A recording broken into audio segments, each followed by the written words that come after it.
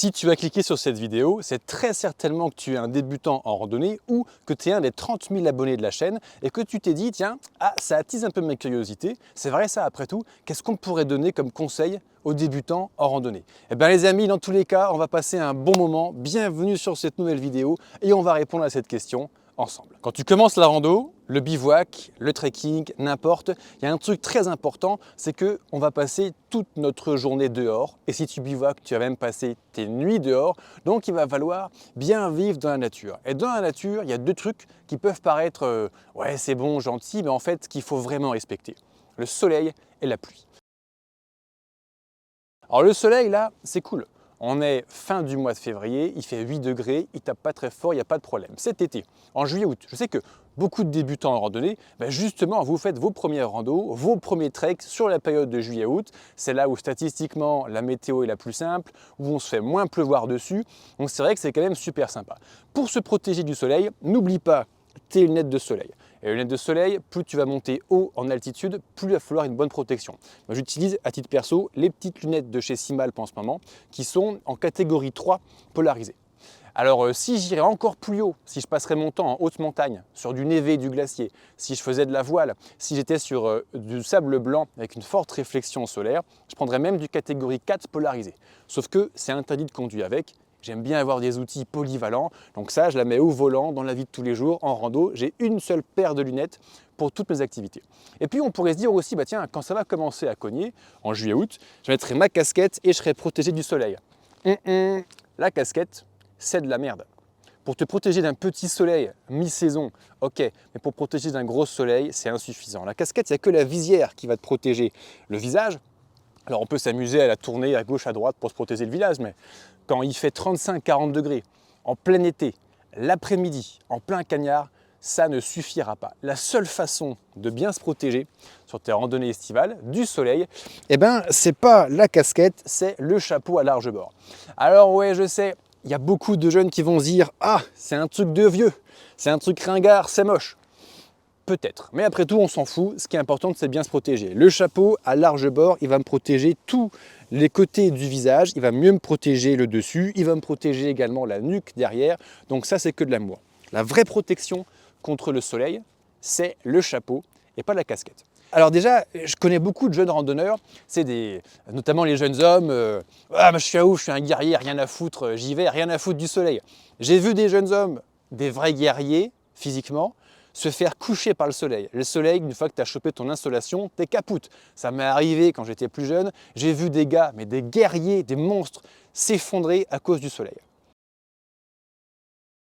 Deuxième truc qu'il faut bien respecter et bien se protéger, c'est la pluie. Et la pluie, il faut la respecter. Ouais, c'est bon, ça passe. Non, ça passe pas. Quand tu partais randonner à la journée, faire la balade et qu'une petite pluie te tombait dessus, c'était ok, ça passait. Quand tu vas partir plusieurs jours en itinérance, si tu te retrouves tes affaires trempées, à dormir dans une tente trempée, à repartir le matin avec des vêtements trempés, tu es déjà trempé, il va te repleuvoir toute la journée dessus, ouf, ça va être beaucoup moins rigolo. Alors paradoxalement, pour se protéger de la pluie, là, j'utilise la casquette. Casquette plus la capuche de mon poncho, typiquement, parce que la casquette, elle va me protéger le visage. Et c'est vrai que quand tu as le vent de face, quand tu as la pluie qui vient te fouetter le visage, c'est très désagréable. Je parle de pluie, mais tu te prendrais un orage de grêle, les grêlons, ça fait très mal sur le petit bout du nez, les petits bouts des oreilles. Donc il vaut mieux bien se protéger. Et la casquette, ça protège plus de la pluie et de la grêle que le chapeau ce coup-ci. Le troisième truc à savoir, c'est la montagne. Beaucoup de randonneurs, et notamment les débutants en randonnée, évidemment, on a envie de partir crapahuter dans la montagne. La montagne, il y a plus de relief, donc il y a plus de vues. La montagne, c'est plus beau, la montagne, c'est incroyable. On est d'accord là-dessus. Mais la montagne, attention les ballons, c'est pas comme dans la plaine. Alors, pour les montagnards, les gens qui sont nés au pied des montagnes, je pense que vous connaissez un peu la suite de ce chapitre, vous pouvez passer au suivant. Mais les gens qui habitent dans la plaine, comme 80-90% d'entre nous, et moi le premier, avant que je connaisse la montagne, avant que je vienne habiter au pied de mes montagnes, j'y connaissais rien. La montagne, le temps est beaucoup plus changeant. Attention, on peut être sur une superbe après-midi, ça me rappelle en 2017 quand j'ai traversé les Pyrénées sur le GR10. Superbe après-midi, 28 degrés à 1500 mètres d'altitude, un ciel bleu parfait, pas un pet de nuages. En un quart d'heure, il y a un orage qui est arrivé. On est passé de 28 à 8 degrés Celsius. Il nous a plu dessus un truc de ouf. Il y a eu des bourrasques de vent incroyables. Il y a eu la foudre qui est tombée partout sur le col, là où j'étais avec les copains bretons qui étaient en train d'escalader le col au même moment. Et je peux dire, on s'en est pris plein la gueule. Un quart d'heure avant, ma main a coupé qu'il aurait fait beau tout le reste de la journée. Donc à la montagne, le vent, la météo est très changeante. On ne voit pas trop loin à cause du relief autour de nous. Les nuages se forment très vite, donc attention les ballons. De même, la température en montagne, c'est pas parce que chez toi il fait 25 degrés en fond de plaine le 15 août, allez, il fait même 35 degrés le 15 août. Le 15 août, on peut se péter des gelées quand tu arrives à ton bivouac à 1800, 2000 mètres d'altitude, mais tous les ans, même sur la période 15 juillet, 15 août, tous les ans, on se paye des gelées blanches à 0 degré. Si tu as pris ton petit duvet 15 degrés qui passe très bien quand tu pars en bivouac dans la forêt de Fontainebleau, en faisant ton bivouac à 2000 mètres d'altitude et que tu te prends à 0 degré, je t'assure que tu vas mal dormir, ça va pas être drôle. Donc apprendre à vivre dehors, la montagne, tout ça, ça s'apprend. Je t'invite à y aller progressivement dans tes randonnées. Pourquoi pas faire appel à un guide de randonnée, moi ou un autre. Et ça permet de bien voir comment on vit en montagne sur les sentiers et d'apprendre progressivement. Pour ceux qui ne savent pas, je suis guide de randonnée. J'organise des week-ends rando bivouac et même plus que des week-ends tout le temps, de mai à septembre chaque année. Je vous emmène dans le Morvan, je vous emmène dans les volcans d'Auvergne, juste ici, je vous emmène dans la forêt de Fontainebleau. On est en train d'ouvrir d'autres destinations, Alpes, Vosges, Jura, Pyrénées, Corse, Ardennes, Belge, Bretagne. Donc, viens voir un petit coup ce qui se passe sur le blog Le Banquier Randonneur. Tu auras le lien juste là-haut et en description de cette vidéo. Et rejoins-nous, rejoins des petits groupes conviviaux sur les sentiers. Si tu veux voir à quoi ça ressemble exactement à ça.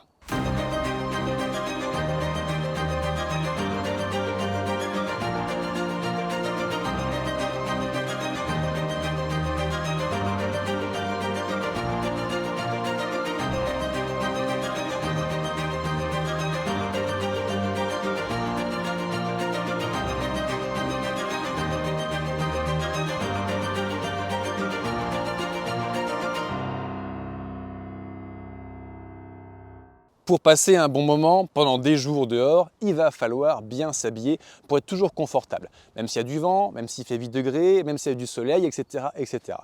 Dehors, que ce soit pour la rando, le trek, mais également les autres activités outdoor, on s'habille avec le système 3 couches. Alors si le sujet t'intéresse particulièrement, je t'invite à aller voir la vidéo que j'ai dédiée au système 3 couches. Concrètement, ça veut dire qu'on va mettre 3 couches de vêtements sur nous, pour la faire courte.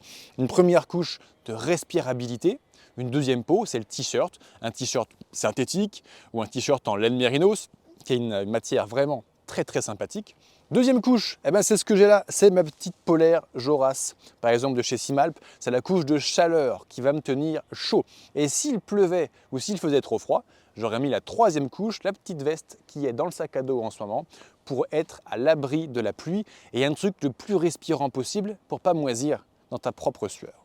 Pour en savoir plus sur les 40 pièces d'équipement que j'ai sur moi et dans le sac pour partir randonner, en trek, en bivouac, je t'invite à télécharger gratuitement le guide du matos de trek que tu trouveras juste là-haut et en description de la publication. Faut qu'on parle de l'eau aussi. C'est bien beau de crapahuter toute la journée dehors, il y a un moment, forcément, il faudra boire. Moi, depuis 2-3 ans, je fais confiance à Oco qui fait des gourdes filtrantes super intéressantes.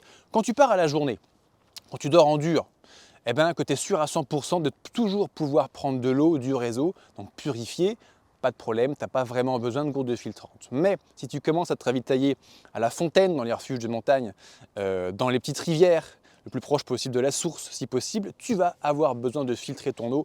Aujourd'hui en France, selon l'ONF, 99,9% des sources d'eau, même à la source, sont polluées, donc c'est important de bien les filtrer.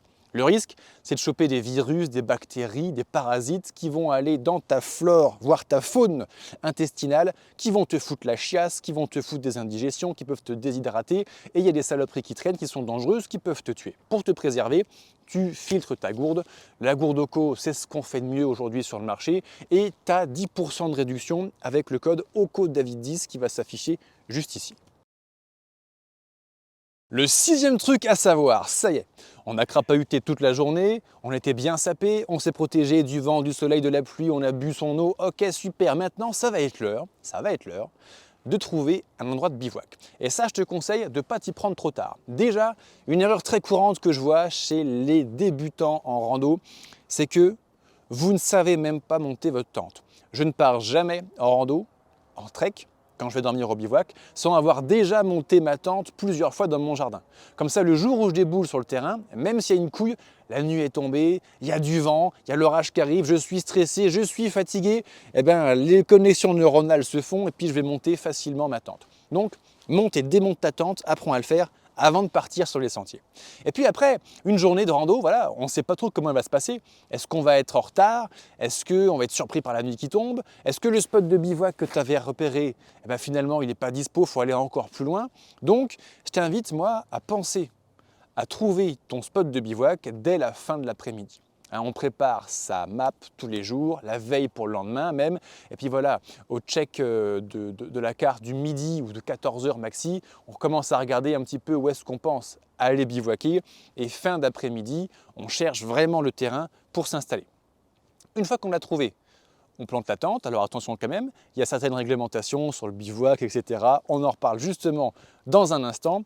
Et puis comme ça, s'il y a un orage qui arrive, tu te planques dessous, tu fais ta cuisine dans l'abside et tu es à l'abri pour la soirée. Au bivouac, mes chers amis bivouaqueurs, pas de bordel, on ne gueule pas, on met pas de musique, on fait pas chier avec sa lampe frontale, on est discret, on respecte la nature, on n'est pas là pour polluer avec du bordel la nature, on est là pour la respecter et respecter les bivouaqueurs qui sont aussi pas loin à côté. Donc, pas de bordel et on laisse pas de traces. On laisse pas de traces, on ne laisse rien traîner. Le lendemain matin, quand on partira du bivouac, on va ratisser la zone pour pas oublier une saloperie de papier aluminium. Évidemment, on ne pose pas sa pêche dans un lieu de bivouac, on s'éloigne. Comme ça, la prochaine fois que tu vas revenir, ça sera encore clean. Et si tu veux en savoir plus pour le bivouac, viens voir la vidéo Les 11 commandements du bivouac que j'ai sorti sur ma chaîne YouTube David Blondeau. Tu trouveras toutes les infos qu'il te faut, tout ce que 15 000 km de trek m'ont appris, tout ce que les 2 ans que j'ai passé à dormir dans ma tente dans la forêt m'ont appris pour passer un bon moment. Le 7e truc à savoir quand tu pars en bivouac et avant de partir en bivouac, c'est respecter la législation. Je sais, c'est pas sexy, mais s'il y a des lois, c'est pas pour rien. Il y a un gros problème depuis le Covid, c'est qu'on est 4 fois plus nombreux, les amis, à aller sur les sentiers dans les parcs naturels. Alors c'est super. Moi, je suis content qu'il y ait 4 fois plus de gens qui viennent s'oxygéner, se faire du bien dans la nature. Sincèrement, c'est génial. Moi, je le fais depuis toujours et c'est génial de faire ça. Mais du coup, on est plus nombreux, donc il faut plus respecter et il y a de plus en plus de réglementations. D'ailleurs, plus on fout du bordel, plus il y a des interdictions, c'est toujours la même chose. Donc, comment est-ce qu'on fait pour savoir si on a le droit de bivouaquer ou pas? Eh bien, il faut se renseigner un petit peu. Écoute, je t'ai mâché le travail. Je t'invite à soit télécharger les règles du bivouac en France, en description là-haut ou dans la vidéo, soit regarder la vidéo sur toutes les règles qu'il y a. En fait, en France, il y a 69 parcs naturels régionaux, nationaux, des réserves naturelles dirigées, intégrales, des zones Natura 2000, des zones ZNIEF, bref, il y a plein de zones où le bivouac est réglementé. Pas forcément interdit, mais réglementé. Donc il faut le savoir, parce que quand tu traverses les Pyrénées, forcément à un moment, tu vas tomber dans les parcs naturels régionaux, nationaux. Les randonneurs, on aime bien partir justement dans les Pyrénées, le Massif central, les Alpes. Bref, il y a des parcs partout où on va.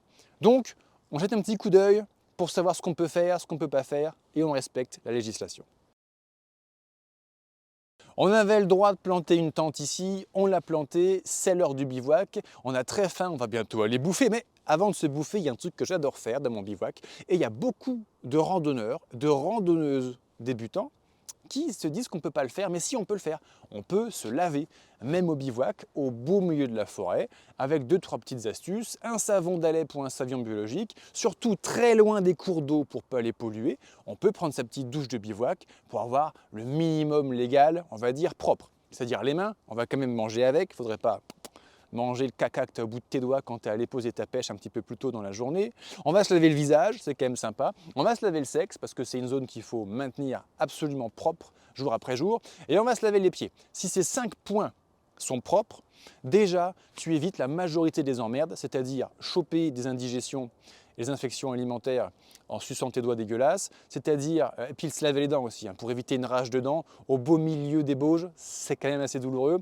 Ça te permet aussi de maintenir l'hygiène opérationnelle au niveau du sexe, les pieds qui sont des nids à mycoses si on ne les lave pas, et attention aussi aux irritations, donc bien se laver les aines, ça va t'aider à ne pas en avoir. Si tu veux en savoir plus, on a fait une petite vidéo aussi sur le sujet, tu la retrouveras en parcourant la chaîne YouTube. On a fait une belle journée de marche, la tente est posée, on s'est lavé derrière les buissons. Qu'est-ce qu'on va faire maintenant? On va bouffer, on va passer à table. Et pour passer à table, il va falloir bien avoir du bon matos. Beaucoup d'entre nous, on mange évidemment des repas lyophilisés. C'est quand même super pratique parce que ça permet d'avoir des repas très légers, caloriques au fond du sac. Et par contre, pour pouvoir manger ton petit repas lyophilisé, évidemment, tu vas avoir besoin de 2 joujoux, une cartouche de gaz et un brûleur. Et il faut faire très gaffe que les deux aillent ensemble. Il y a un moment, il va falloir faire rentrer papa dans maman, si tu vois ce que je veux dire. Donc fais bien gaffe à la compatibilité entre ton brûleur et ta cartouche de gaz. Donc ça, voilà, par exemple, je sais, mon petit BRS 3000T, il a un pas de vis. Donc les cartouches de gaz de chez Forclaz, ça passe, je vais pouvoir manger ce soir. 10e truc à savoir au bivouac, 10e truc déjà, on est presque arrivé au bout de la vidéo les amis, ça va tellement vite. Eh bien, on va prendre soin de notre bouffe. On va protéger la bouffe. Et oui, parce que là, on a mangé notre petit repas lyophilisé, que ce soit raclette, aligot, purée, enfin bref, en général, c'est quand même pas mal à base de fromage et de viande, ça fait du bien. D'ailleurs, moi maintenant, je me fournis chez lyophilisé.fr et avec le code LioDavid10, tu as 10% de réduction. Lyophilisé, c'est le e-commerce, la boutique maintenant aussi, il y a les deux, qui ont la plus grande gamme, la plus grande offre de lyophilisé. Donc au lieu de bouffer toujours la même chose, tu as des centaines de références, ils sont bons, ils sont de bon rapport qualité-prix, tu as 10% avec le code promo, c'est incroyable. Maintenant, je ne prends plus que chez eux. Mais bref, on va protéger la bouffe. Alors repas lyophilisé, ça va, il n'y a pas trop besoin de protéger parce que pour ceux qui connaissent, ce sont dans des sachets fermés, hermétiques, donc ça ne sent pas trop fort. Mais au bivouac, notamment en zone forestière, ou s'il y a de la forêt pas trop loin, il y a des animaux qui vont venir voler ta bouffe. Des voleurs de bouffe, exactement. Et qui va venir voler ta bouffe? Eh bien, c'est Maître Renard, bien sûr. Le renard, quand il sent un saucisson qui traîne dans une abside de tente, qu'est-ce que tu crois? Qui se dit « Oh non, c'est pas poli, je vais quand même pas lui voler sa bouffe ». Non, non, non. Le renard, c'est un petit malin. Il sent le saucisson à des kilomètres à la ronde. Tu oublies un saucisson, un fouet catalan dans ton abside, le renard, il vient, il le chope, il se barre avec. Et en plus, il y a du plastique, donc c'est pas super cool. Donc, la bouffe, pour moi, aujourd'hui, c'est à l'intérieur de la tente. Plus que ça, c'est enfermé dans mon sac qui me sert d'oreiller. Donc, c'est sous ma tête. Comme ça, les renards, ils ne peuvent pas venir les chercher. Alors, une fois de temps en temps, c'est vrai, on en parle un petit peu, il y a des renards qui viennent taquiner un peu des randonneurs, des randonneuses. C'est rare, c'est vraiment rare. Bon, les 2 renards qui sont venus me taquiner, c'était pour me voler ma bouffe. Et puis, tu te mets à hurler en foutant un coup de lampe frontale. Le machin, il se barre, terminé. Donc la bouffe, c'est à l'intérieur. Et si tu vas dans des zones où il y a des ours, alors il y a eu la réintroduction d'ours bruns dans les Pyrénées, donc peut-être que la question va commencer à se poser pour nos amis qui vont se lancer dans la rando dans les Pyrénées.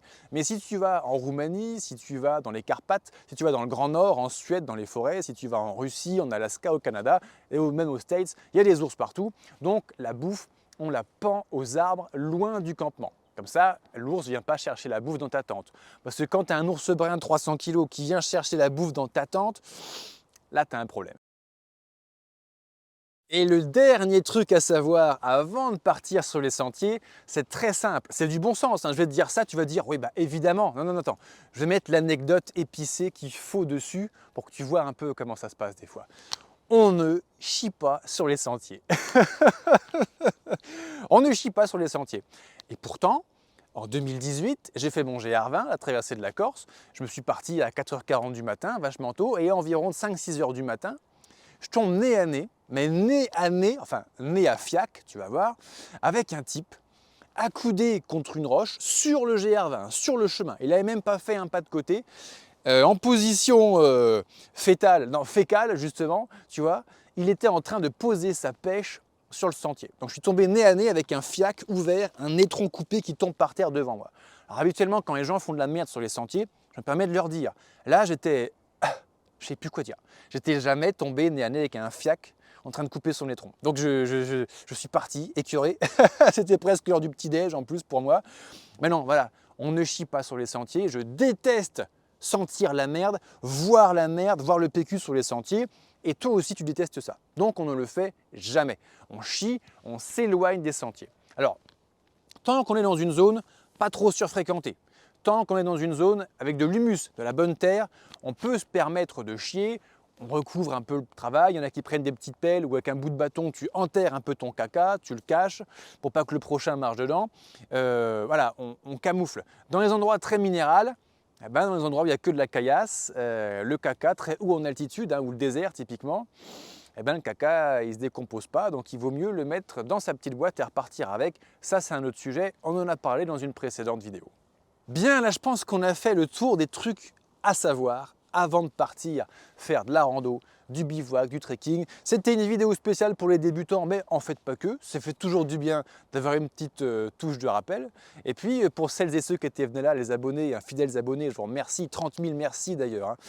Écoutez, ça a permis de se dire, c'est vrai quoi, si demain un collègue, un fiston, un pote me dit tiens en fait comment tu fais, la base je pense que ça ressemble un petit peu à ça. Mais évidemment, ce n'est que mon petit avis, ma petite expérience. J'ai très certainement oublié des tas de trucs super intéressants. Donc n'hésite pas à me donner ton retour d'expérience dans les commentaires. Qu'est-ce que tu conseillerais à un débutant qui arrive, qui voit cette vidéo et qui va lire les commentaires en dessous? Qu'est-ce que tu lui conseillerais? N'hésite pas, si la vidéo t'a plu, à la liker, à t'abonner, à faire partie de la team. On est 30 000 maintenant sur YouTube, c'est un grand plaisir. Et puis moi je te dis à très bientôt sur les vidéos, parce que tous les dimanches à 18 h, c'est une nouvelle vidéo. Tous les dimanches, les premiers dimanches du mois, à 20 h, c'est live sur la chaîne YouTube. Alors, surtout à la morte saison, parce que la haute saison, je suis toujours fourré avec les groupes sur les sentiers. Donc justement, à très bientôt en vidéo ou à très bientôt sur les sentiers pour ceux qui ont déjà pris leur place aux événements Rando Bivouac. Ciao les amis!